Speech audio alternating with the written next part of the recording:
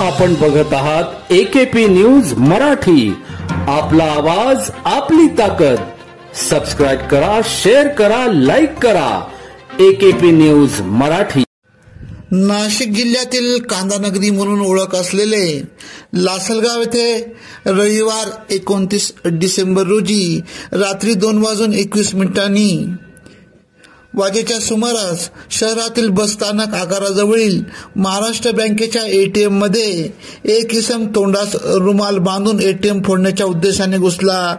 तत्पूर्वी त्याने ATM फोडण्या अगोदर CCTV कॅमेऱ्यावर स्प्रे मारल्याने सुरक्षा अलार्म वाजला आणि लासलगाव पोलिसांना बँकेकडून फोन गेला.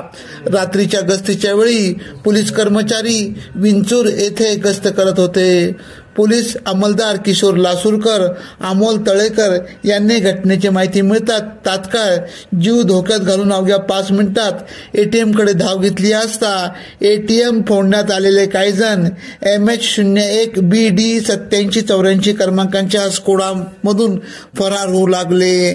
त्यांनी त्यांचा पाठलाग सुरू केला. तत्पूर्वी भगिरी बाबा मंदिरासमोर व येस बँकेचे ATM फोडण्याचा पोलिसांच्या सतर्कतेमुळे फोडण्याचा उद्देश अपयश आले.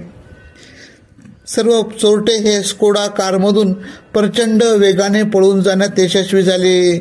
पोलिसांच्या या कामगिरीबद्दल सर्व थरातून कौतुक होत आहे.